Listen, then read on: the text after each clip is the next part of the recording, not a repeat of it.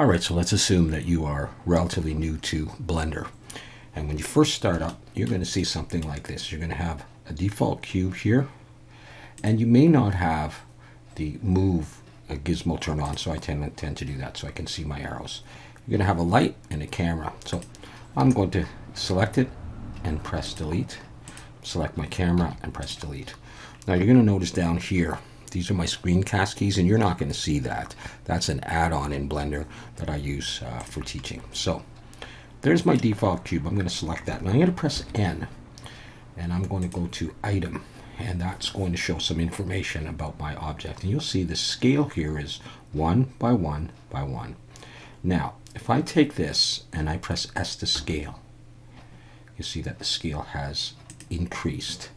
However, I am editing that scale in something called object mode. You see up here it says object mode. There's object mode and there's edit mode.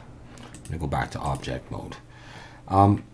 If you scale or rotate in object mode, it starts to change here.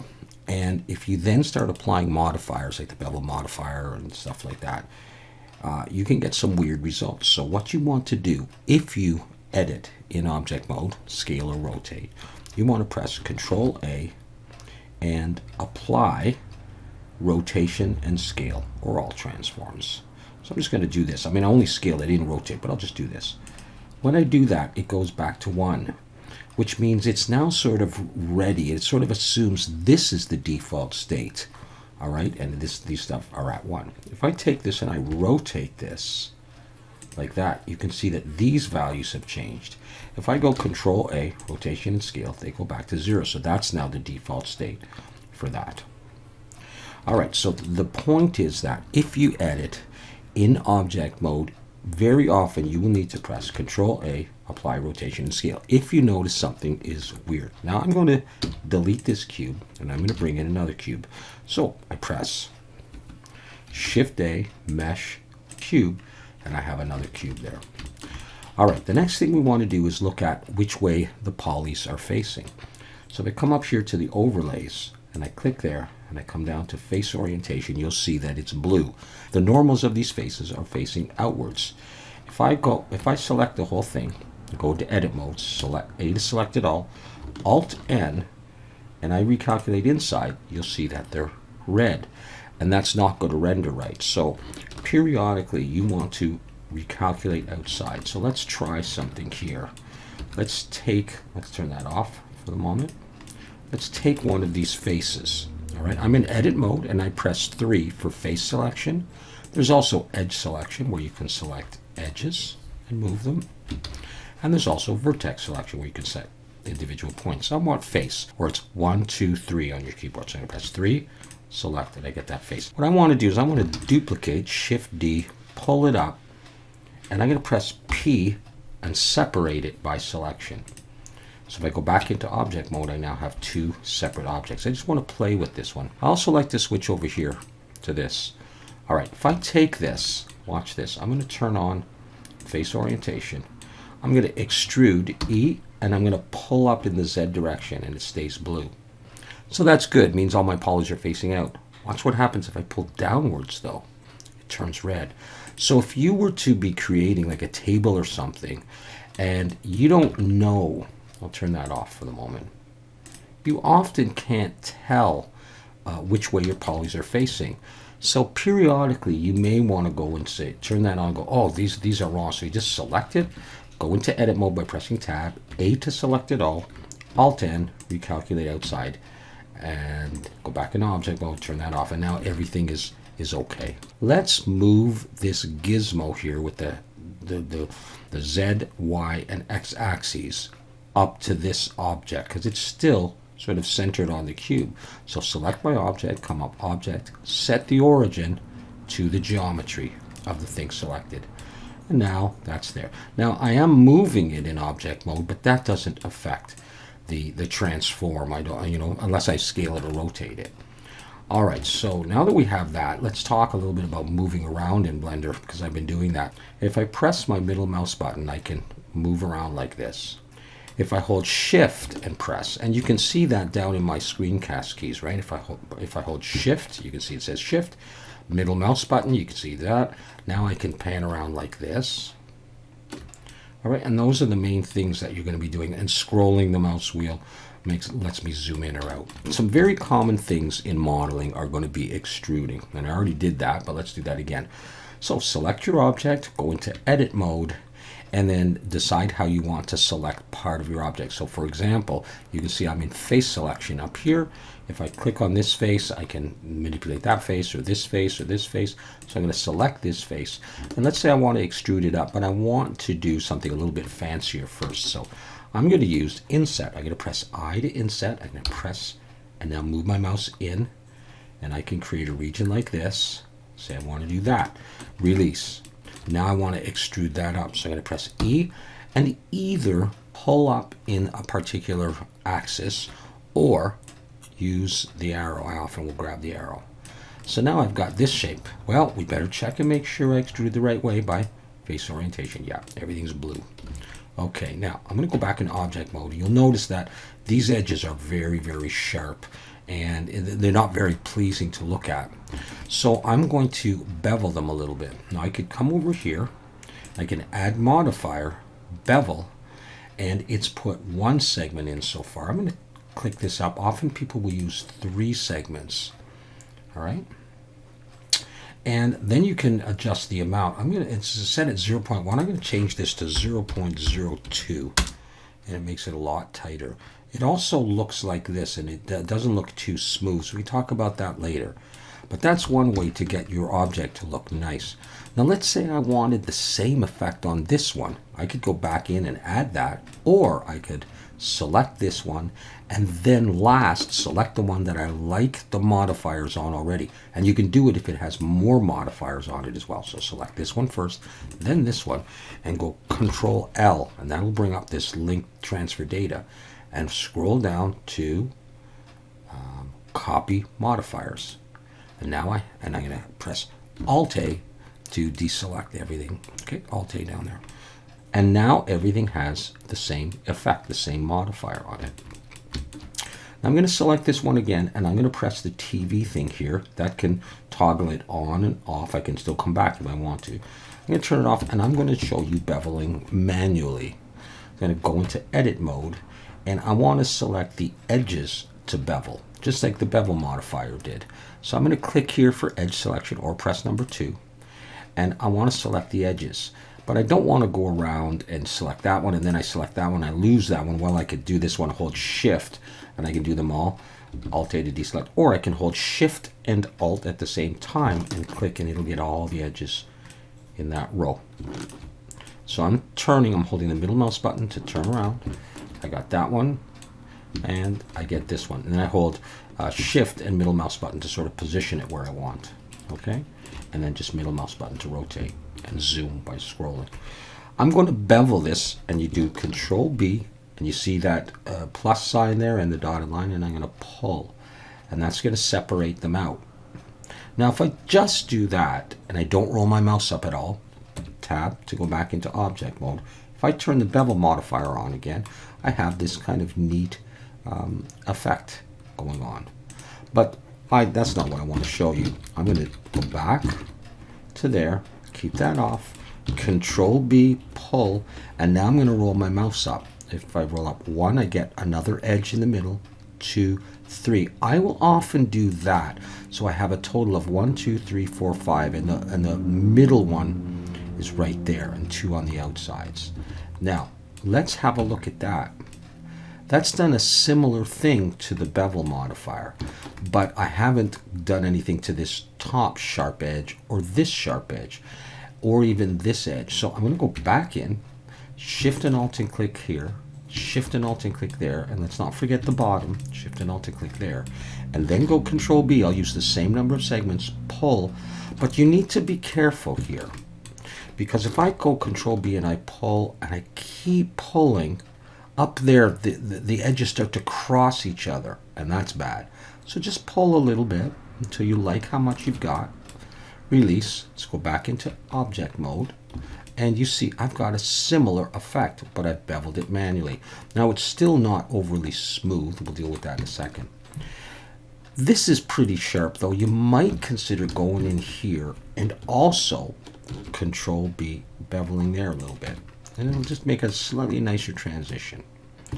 All right, so that's beveling by hand. That was an easy object to do. Some objects are very hard to find all of the edges. Now let's smooth this, all right? Click on it, right click, shade smooth. That may do the job right there, but it might look a little funny. Like there, does it look like sort of like a triangle there?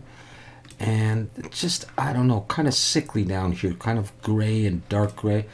What you may need to do is come over to the modifiers, add weighted normal, and then down here under the triangle, open up normal, auto smooth, just leave it at 30. And you see it changed, and the triangle part is gone, and it looks very similar to the bevel modifier. Now the roundness of this, how round, you may think that's too much. Maybe this is an electrical device or some mechanical thing, and that's too rounded. Well, that depends on how much you beveled it in the first place. All right, this edge and this edge is pretty far apart. You get quite a rounding on there. But anyways, so we could then take this, we could in 3 face selection select that face, and then we could press I again to inset, but careful, see the way they're crossing? So you could bring it in a little bit, and then you could press S to scale, and they won't cross over, and you could pull it in, and then you could say, okay, I want that to go down, so I'm going to press E to extrude, and I'm going to pull it down, E, and I'm just going to gesture down in the Z, I'm just pulling down, and I say, I want to pull it down to there, okay, I'm going to go back into object mode. Well, now it looks funny, all right, and I barely even see the indent. Well, part of that is because this is a very sharp edge, and we beveled these, so we now need to bevel this edge. So I'm going to press 2, and if I just go around, I'm going to have to hold Shift, etc. Instead, Shift and Alt and click, and you get the whole thing.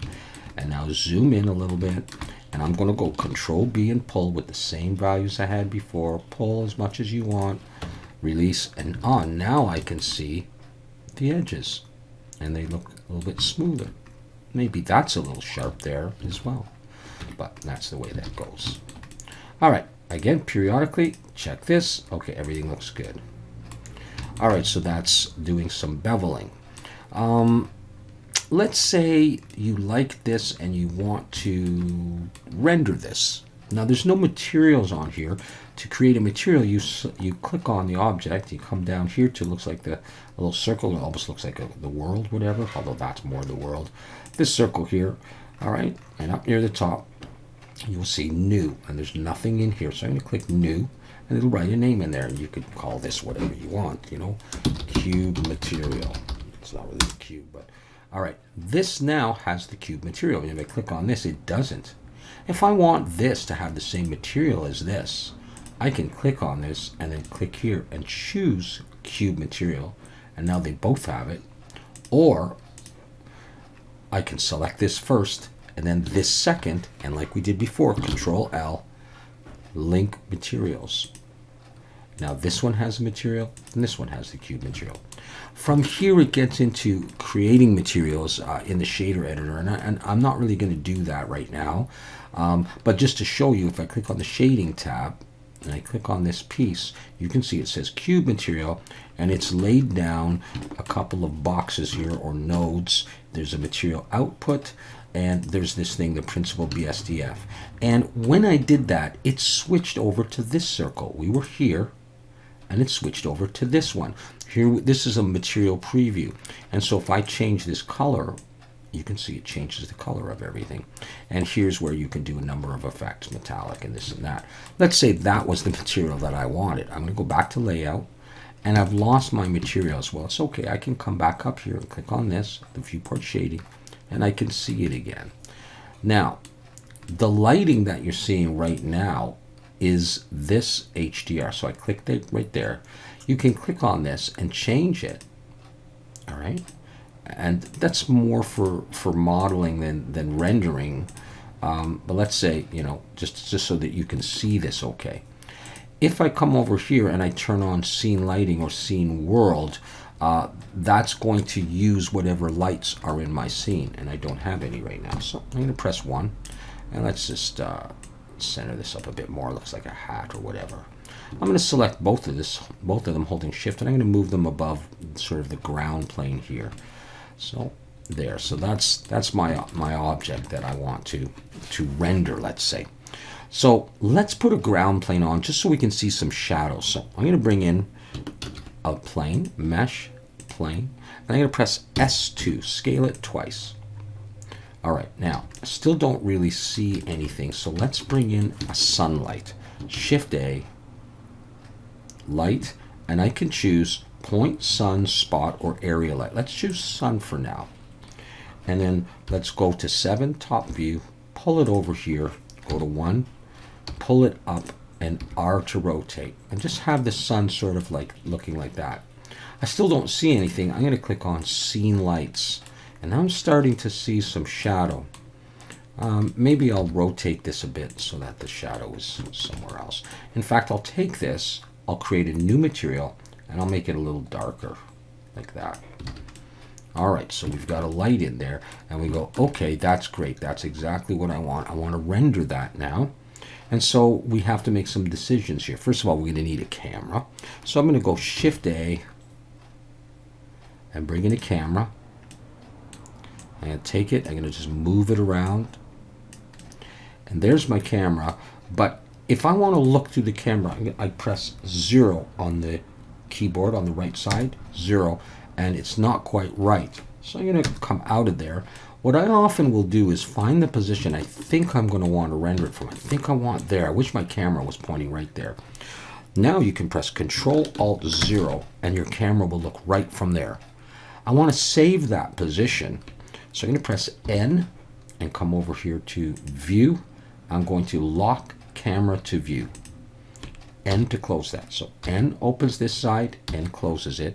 And these ones here, if they're ever missing, it's T. All right, T and N. Now I can scroll my mouse wheel and I can zoom in and out of my object. So just get it. I can also rotate it. Okay, so there's the view that I want right there.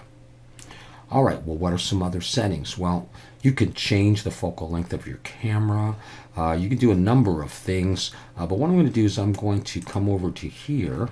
Actually, let's start up here. The very top, the render engine. I tend to use Eevee these days. So I'm going to leave it on Eevee. The samples are sort of the quality that you're going to get. So I will often tend to just bump this up to 150 and leave everything else. I'd like to turn on ambient occlusion, bloom, and screen space reflections. Now you can see a little change on there. Ambient occlusion is the shadow effect down here. So I'll toggle it on and off and see if you can tell a difference. See that dark?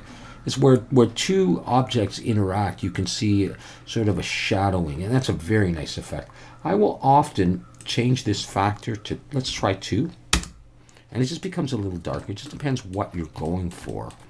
If I take this and bring it down, GX is a way to move things, by the way.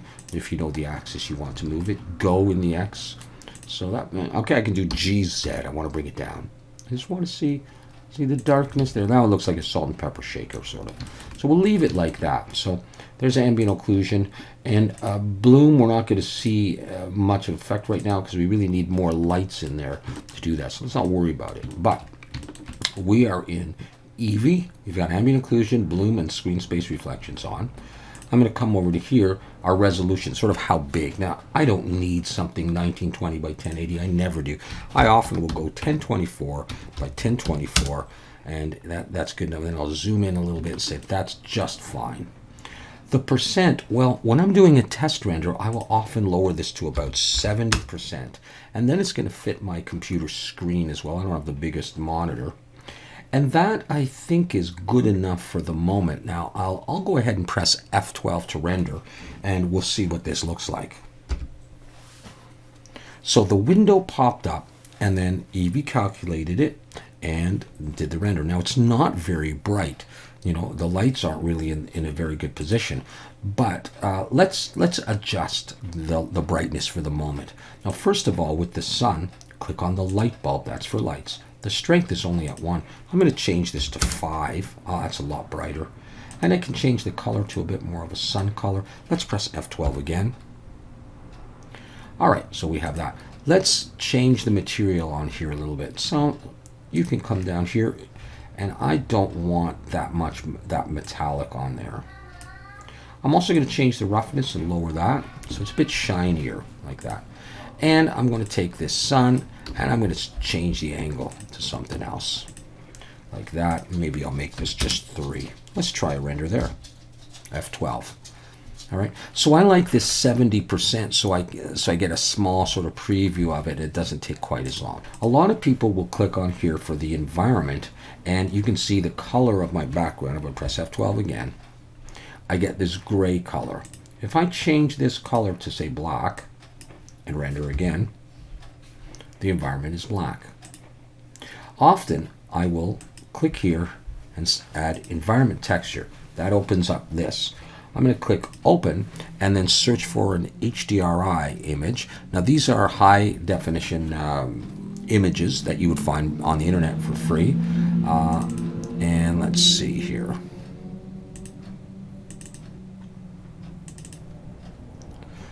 All right, you just save some and see what you like. You put that in. If I press F12 now, you can see I've got an environment here, and it's a lot brighter. The lighting is kind of nice here.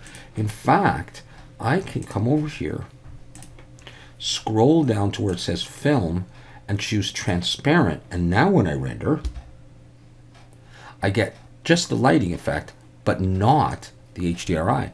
I can save this image if I like it, save as a PNG, and then I can bring that into Photoshop or PowerPoint or GIMP or whatever, and I can put my own background in there. So this is decent lighting. I mean, we didn't really set 3-point lighting up or anything, but we could see that, and it looks okay. Now, I'm going to press 0 to get out of camera view, so I can just look around. I can make some changes, and I realize, okay, that's not very straight or anything, and whatever. I can press 0 to go back in. Let's say I really like that angle, but I really wish I had another angle, and I don't want to lose this view. What I could do is over here in the hierarchy, see camera here? Just select it, Shift D to duplicate it, move around to where you like. Okay, let's say it's got to be there.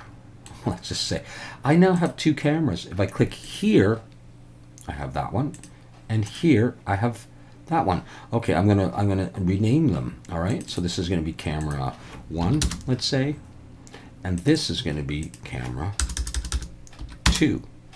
And I click on the green one. Okay, so that's, let me adjust that a bit. Let's select side. So I'm just going to say side, and I click on here while I'm in camera view, and that's like edge. All right, I'll just make it more there. All right, now zoom in. So I can now have 2 different views. F12. I like that render. Or edge, F12. I like that render. All right, so those are some basics of Blender. When I'm ready and ready to do my final render here, all right, I can come up and I can switch that to 100%. Press F12, and I will get a much bigger view there, much bigger render, and I can save that. All right, so we'll stop there, and we'll come back another time, and we'll do some more beginner Blender stuff.